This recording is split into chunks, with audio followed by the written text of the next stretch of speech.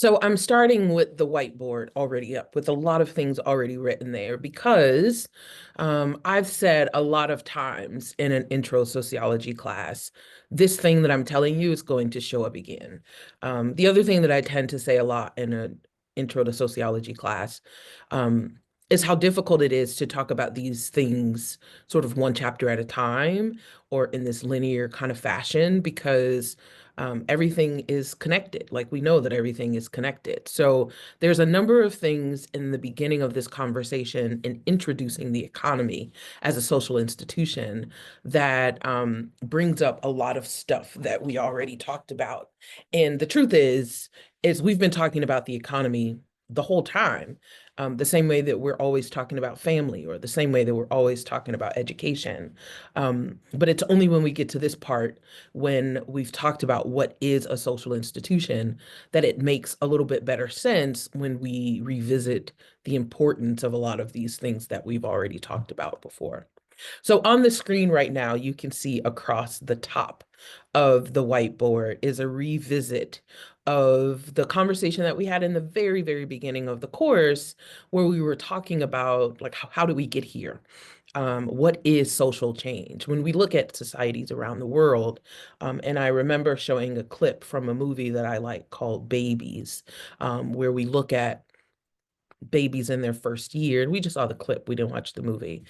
Babies in their first year and in super industrial societies like the US or in Japan versus less industrial societies, more agricultural societies like Mongolia, and I think the other one is Namibia.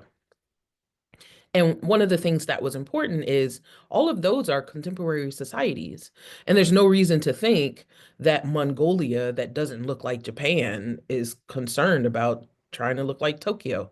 They just because they are the way that they are doesn't mean that they're behind these other countries like ours, for instance.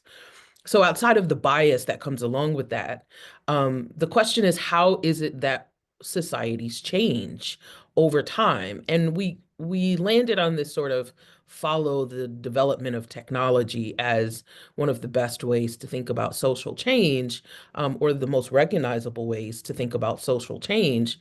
And so that's what this thing, remember, is at the top.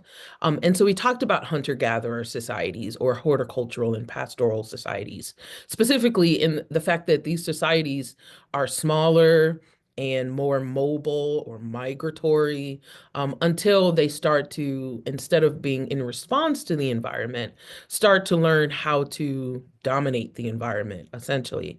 How do I grow the things that I need to grow so that I can have enough to eat? How do I understand the migratory patterns of a particular animal species so that I'm always hunting purposefully versus I got to go where the food is or I got to go where the animals go. So hunter-gatherers tended to be much smaller bands of people and they sort of followed what was around them. When you learn better about the farming processes or you learn better about the soil or learn better about the seasons, then you can become more horticultural, for instance. Or when you find yourself in particular areas and you understand the migration patterns of a particular species of livestock, for instance, some animal, then you can follow them and now you become pastoral. We saw those smaller bands get slightly bigger and sometimes a little bit more settled because they understood better how to dominate or sort of be active in the ways that they utilize the resources around them. We talked about the agricultural period as the dawn of civilization because it was in this agricultural period, especially with the development of more advanced technology, something as simple as like the plow or a machine to help you farm better, or a machine or systems that made it easier to domesticate and manage a larger amount of animals. We see in this agricultural period the development of things that we start to recognize as civilization in a society.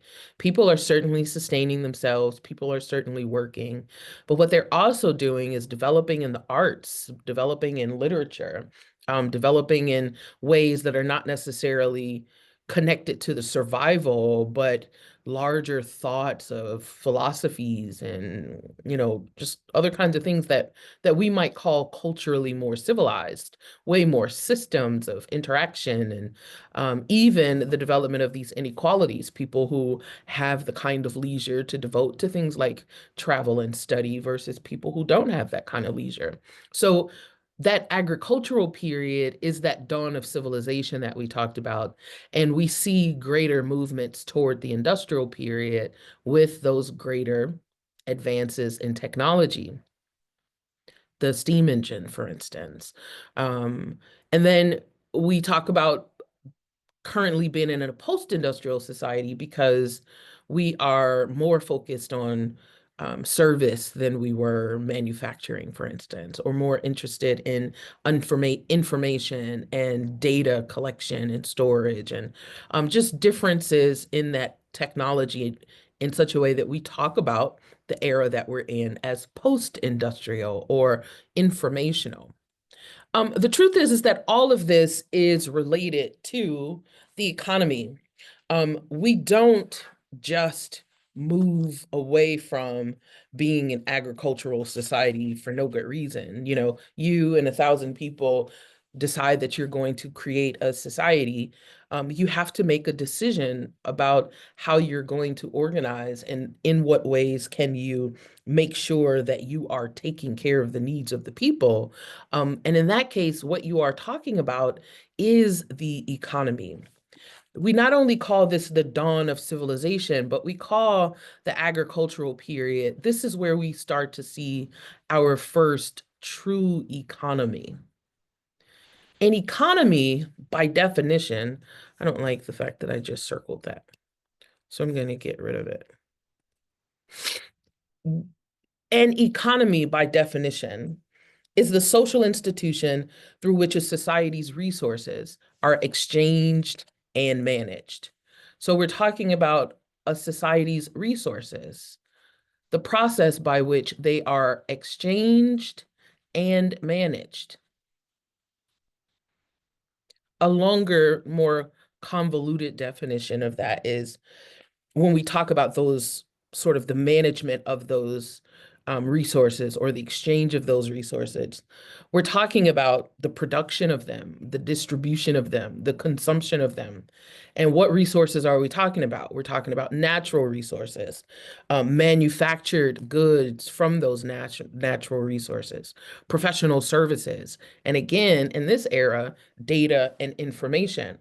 So you and 1,000 friends create a society, and you are as concerned as the hunter-gatherers were, for instance, in saying, how do we make sure that people get what they need? What is it that people need? What kinds of resources do we already have naturally, and how can we transform those into things that people need? And once you do that, once you ask that question, and you're trying to figure out what do we need and how do we get it, then you are answering your economic questions as a society.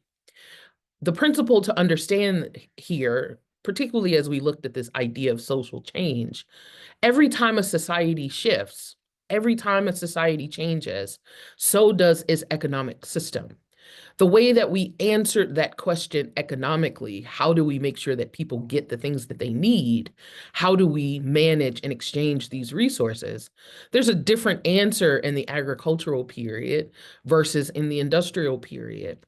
So much so, shifts in the ways that we make those questions, how people get what they need, how do we manage the resources that we need, what kind of new resources have we come to find or learn about or discover? What new ways are we able to utilize resources that we've had before? Once we start to make those changes, or once we're thinking about those changes or being impacted by those changes, it is the thing that is pushing us forward in social change, and it is going to be reflected in our economy. So it's not an accident when we're talking about the agricultural period as the dawn of civilization, and we point to like the steam engine is created then. Because what does the steam engine allow us to do? Well, when we were a horticultural society and we were able to plant just enough to take care of ourselves, understanding irrigation systems and developing plows or larger machines that can farm lands that are significant in size, because now we understand how to farm better. We understand the seasons better. We know how to treat soil better. We talked about having this surplus of resources. We're growing corn out our ears. We've got so much corn. Well, now that we have so much corn, how do we get it to people? And part of that is, how do we get it to people that aren't not even near us? Well, the engine allows us, the steam engine allows us to create a train and lay some tracks and take some of the things that we need somewhere else. What kind of benefit is it if we're the society that decided to settle by the river, and that society over there is the one that decided to settle by the mountains? There's all kinds of resources that we have that they don't, or vice versa, all kind of resources that they have that we don't. We can figure out how to share those resources. Again, an economy is just a question of taking stock of the resources that we have. How do we manage them, and what kinds of ways are we exchanging them? Now, what we have are people who have to build that equipment, people who have to maintain that equipment, people who are in charge of domesticating or shepherding the animals, people who are in charge of making sure the animals get fed, people who are in charge of planting and harvesting the natural crops and things that we have.